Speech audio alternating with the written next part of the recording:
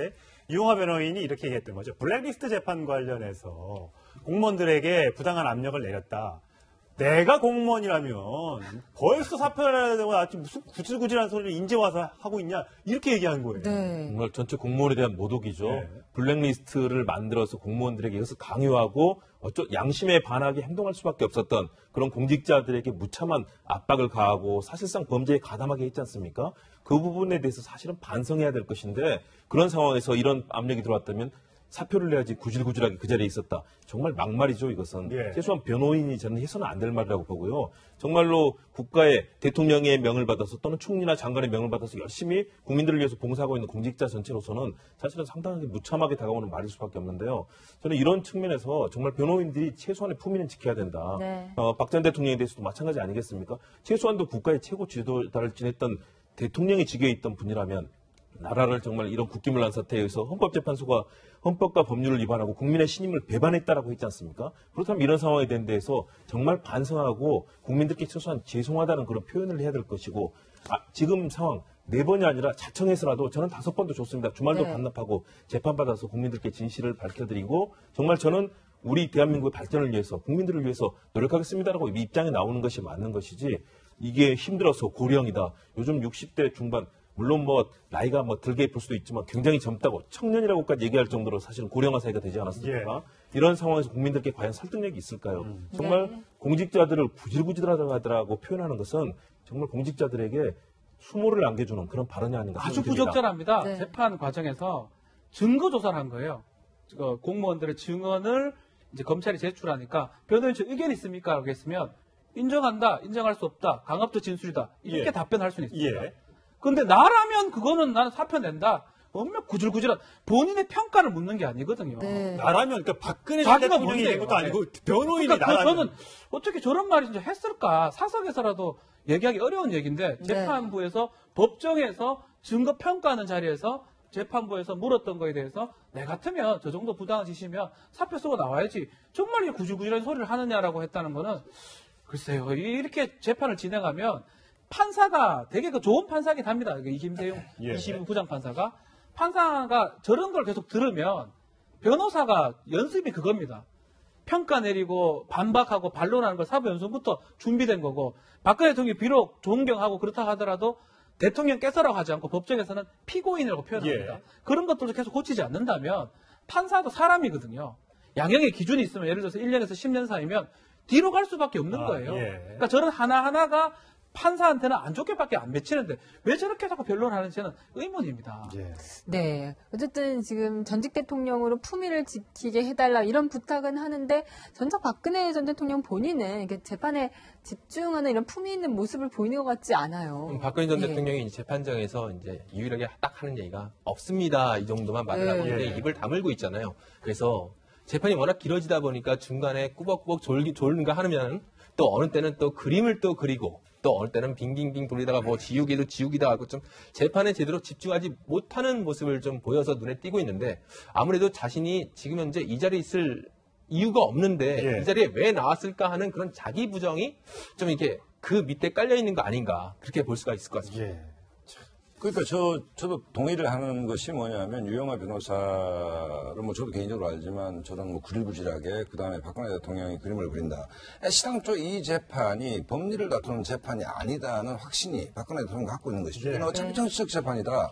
그다음에 삼성으로부터 돈 받고 K미르 재단을 만드는 것은 나는 문화 융성을 위해서 재단을 만들었는데 최순실이가 중간에 농간을 부렸다. 예. 그다음에 이런 일련에 내가 지금 여기 앉아 있는 것은 정치적으로 핍박을 당한 귀결인 것이지 내가 실정법상 죄를 짓지 않았고 이 문제의 해결은 역시 정치적으로 풀어야 될 문제다. 현 정부가 이런 관점을 유지하고 있는 것이기 때문에 최소한 법정에서 우리가 유무죄를 다툰다면 어떤 피고라도 자기 죄를 경감하기 위한 노력을 하지 않겠습니까? 예, 그렇죠. 아까 박 변호사가 말씀하셨듯이 판사한테 조금이라도 좋은 인상을 주려고 노력하는 예. 것이 상식이지만 전혀 상식 밖에서 재판에 임하고 있다는 얘기는 박근혜 대통령이 이 재판을 어떻게 생각하는지를 보여주는 한 단면 아니겠습니까? 그리고 박근혜 전 대통령 변호인단의 전략이 예전에 헌법재판소 그때 탄핵 재판 때도 굉장히 좀 여실히 드러난 게 있었는데 예. 이성적으로 법적 조항을 따지기보다는 태극기를 몸에 들고 나타난다든지 예. 아니면 막말을 쏟아낸다든지 이런 감정적인 대응을 한 결과가 결국은 8대0으로 나왔었습니다. 예. 그런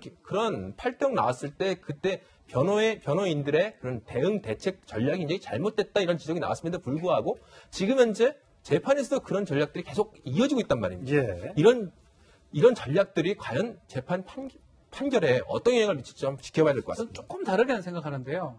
재판 가면 저희 오래 하면 저희도 졸립습니다. 네. 그러니까 무슨 얘기 하는지 잘 모르면서 앉아있기 때문에 상당히 피곤하고 상당히 괴로운 자리. 그렇게 막 메모지하고 이렇게 볼펜 주면 자기 이름도 썼다가 뭐 지우기도 하고 뭐 자기 이름도 써요. 하기도 합니다. 네. 또 밖에 기다리고 있으면 상당히 오래 걸리기 때문에 그런 부분은 뭐 충분히 이해할 수 있는 부분이고 힘들면 턱을 괴일 수도 있고 뭐 그런데 이제 지금까지는 아직 본격적인 레이스에 들어간 게 아니고요.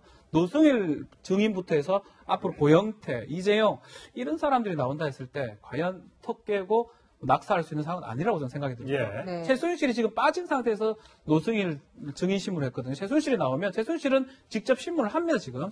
최순실이 직접 신문을 한다면 박 전 대통령이 턱을 개고 있는 상황은 아닐 겁니다. 예. 아마 저는 이런 경우도 연출될 것 같아요. 직접 이재용이나 고영태가 나왔을 때 신문하는 모습도 볼 수 있다. 그때는 정말 뭐 턱을 개거나 이러진 않을 거라는 생각이 듭니다. 예. 자, 헌재 얘기 조금 전에 강시영 차장이 얘기했습니다만 이정미 헌법재판소장 권한 대행 많이들 기억하실 겁니다. 요즘에 이제 그만두고 모교 고려대에서 이제 강의를 하고 있다고 하는데 과거 헌법재판소장 권한 대행인 당시의 영상 보고 오시겠습니다. 대한민국 국민 모두 아시다시피 헌법은 대통령을 포함한 모든 국가기관의 존립 근거이고 국민은 그러한 헌법을 만들어내는 힘의 원천입니다. 재판부는 이 점을 깊이 인식하면서 역사의 법정 앞에 서게 된 당사자의 심정으로 이 선고에 임하고자 합니다. 네. 고려대학교 지금 석좌 교수가 됐는데 어제 특강에서 헌재의 의의에 대해서 굉장히 이게 재밌는 비유를 했다고요.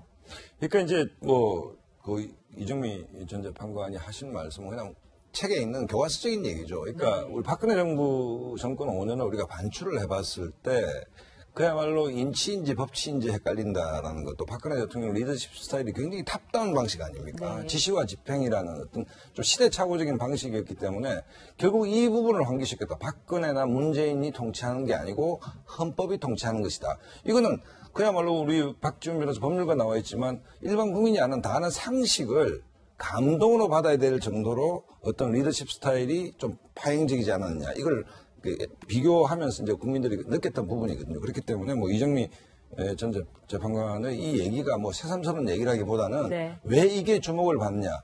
전 정권 5년의 대통령의 통치 형태가 지나치게 문화적이든 정치적이든 여기에 반하는 것처럼 국민들한테 비춰졌기 때문에 이 얘기가 설득력이 있지 않나 뭐 이런 생각이 듭니다. 헌법재판소가 이제 1988년, 89년 정도부터 이제 시작이 됐었는데 우리 헌법 공부를 할 때 헌법재판소 있으나 없으나 헌법의 정신이 실현되냐 이런 거 그게 많이 얘기를 했습니다.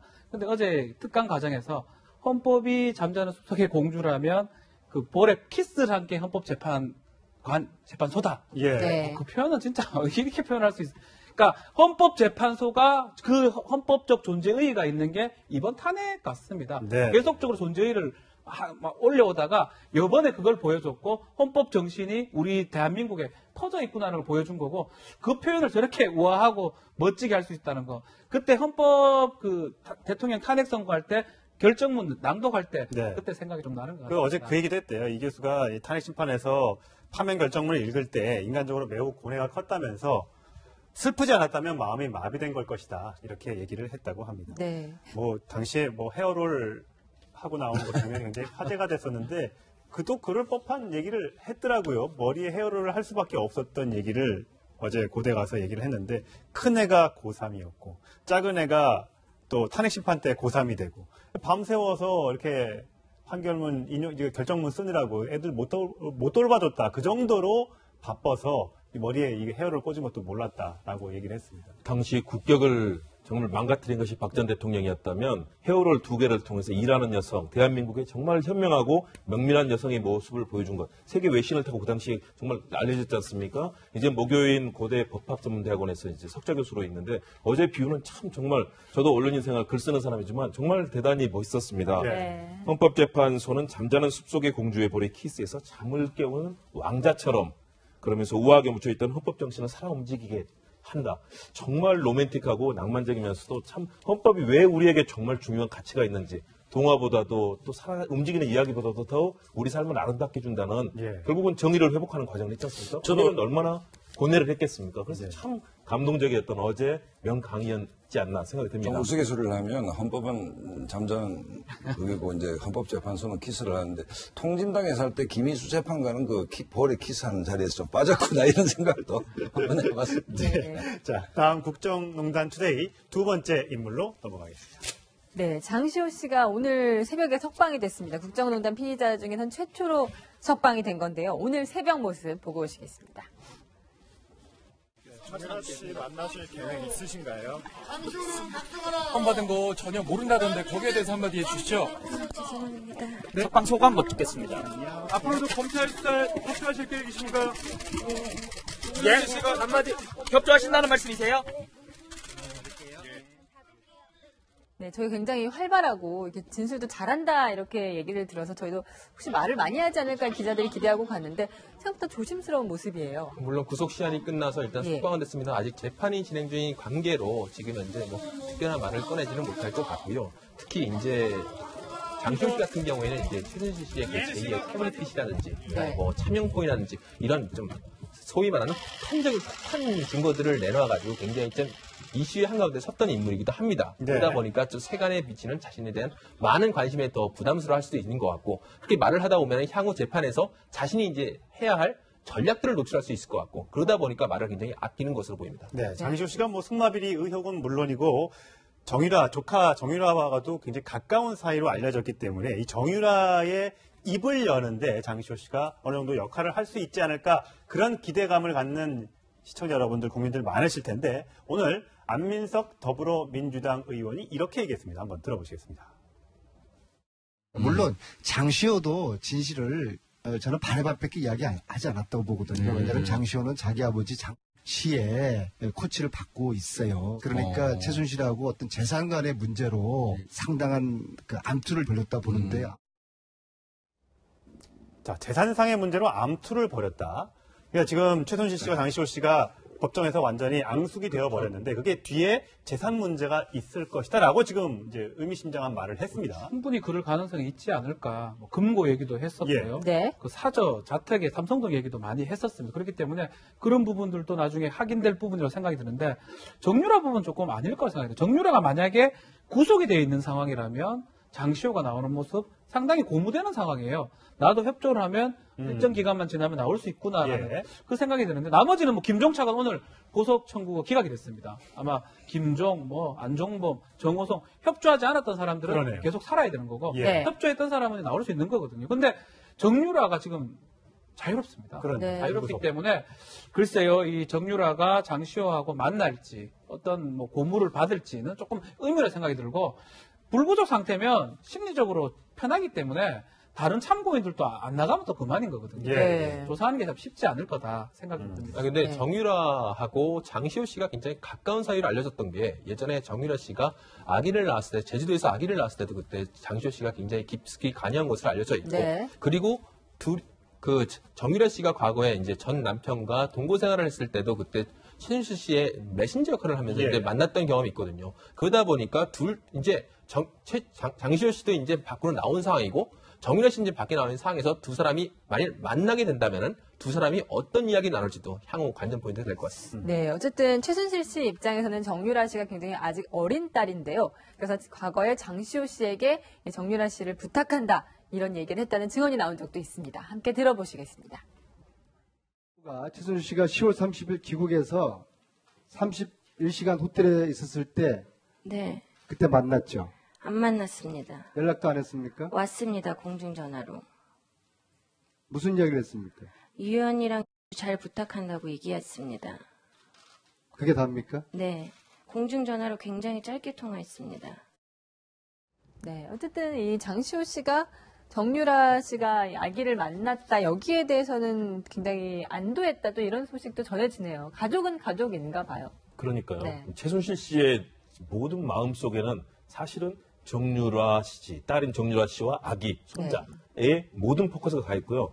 사실은 박 전 대통령은 아마 그 훨씬 후순위일 겁니다. 또 마찬가지로 정유라 씨는 아기이고요. 아마 그런데 두 사람의 관계는 아까도 잘 설명해 주셨지만 출산 과정에서라든가 장시호 씨가 직접 돌보고 많이 케어를 했거든요. 네. 사촌 언니와 동생 간이지 않습니까? 사실은 부모 자식 간의 사이가 나쁠 수는 있지만 사촌 언니 동생 간에는 많은 얘기를 할 수 있을 것 같고요. 장시호 씨 같은 경우는 그동안에도 뭐 특검에 도움이라 할 정도로 본인이 과거에 개입이 됐던 부분에 대해서 상당히 반성하고 그 부분이 얼마나 국정농단에 있어서 핵심적인 역할을 했는지 그런 스스로의 생각을 갖고 있지 않습니까? 그렇기 네. 때문에 적극 협조를 했는데 그렇다면 정유라 씨를 만날 기회가 된다면 적극적으로 이런 과정에서 최순실 씨의 엄마의 과거 잘못된 것도 다 털어야만 우리가 깨끗하게 살 수 있지 않느냐 라면서 아마 사촌 동생을 적극적으로 저는 설득을 할 것 같습니다. 네. 그런 더군다나 장시호 씨는 굉장히 친근감이나 부침성이 엄청 좋아요. 네. 뭐 검사, 뭐 판사 또는 이재용 구치소의 부회장까지도 친하게 그러니까요. 됐다고 그 하니까요. 구치소의 교도관들까지도 거의 뭐 가족처럼 이렇게 대할 정도로 친근감이 뛰어나기 때문에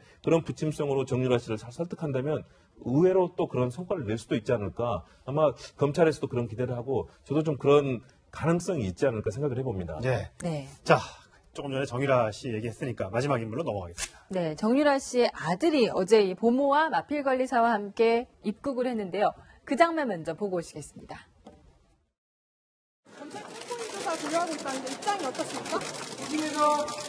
체류 비용 정유라가 지원했나요? 지금 어디로 가시는 거예요? 한 말씀만 해주시죠. 국내 어디 거주하실 예정이십니까? 네, 저 장면을 보고 좀 이렇게 마음이 아파하신 분들이 많았어요. 아직 아이가 어리잖아요. 사실 그제부터 네. 저희 보도국에서는 굉장히 난리가 났던 게 이 정유라 씨의 아들이 네.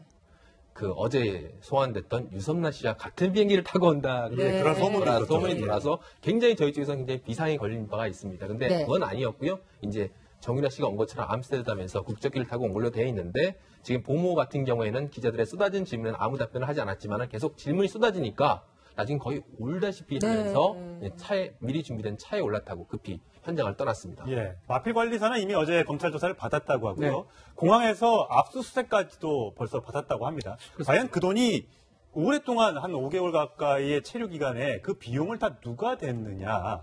그게 참 관심이 예, 문제가 입건을 했다면 조사하기가 좀 편해요. 예. 예를 들어서 뭐 범인 도피죄라든지 범인 은닉죄. 그게 근데 그거는 어느 정도 증거는 사실 있는 상태여야지만 입건이 가능한데 단순한 참고인이라면 사실 압수수색을 했다 하더라도 이건 내 돈이라고 얘기하면 사실은 변명이 되는 거고요. 적극적으로 수사에 협조할지는 좀 의문입니다. 마필 관리사도 마찬가지고 보모도 마찬가지고. 다만 이제 검찰 입장에서는 이래저래 하여튼 뭐 구슬리기도 해야 되고 좀 윽박지르기도 해서 결국은 좀 진술들을 얻어내야 되는데 그 과정이 만만치는 않다. 근데 저분들이 단순한 도움을 줬던 사람들이니까 아니면 적극적으로 정유라를 보호하고 은닉했다고 감췄다고 봐야죠. 그게 입증을 한다면 범인 은닉죄라든지 범인 도피죄가 성립할 수가 있고요. 예. 그런 상황에서 이제 어떤 증거를 갖고 입건을 했다 그러면 네. 조사하기가 편합니다. 피해자이기 때문에. 근데 그게 아니고 아직까지 검찰 입장에서는 그런 심증적 정황은 있는데 물증이 없는 상황이라면 참고인을 조사하는 거고 참고인은 협조를 구하는 수밖에 없고 네. 정말 보모가 나가기 싫으면 안 나가는 거거든요. 예. 그렇기 때문에 검찰이 수사하는 거는 상당히 어렵다. 저는 이렇게 생각이 좀 듭니다. 네. 실제로 어제 마필 관리사 같은 경우에도 검찰 조사를 받았지만은 피의자 신분이 아니라 참고인 신분이었어요. 예. 네. 아직까지 그만큼 이게 직접적으로 뭐 도피 생활에 직접적으로 도움을 줬다거나 뭐 그래서 무슨 작은 흐름을 알고 있다거나 이런 증거를 검찰 역시 갖고 있지는 않은 것으로 보입니다. 예. 네.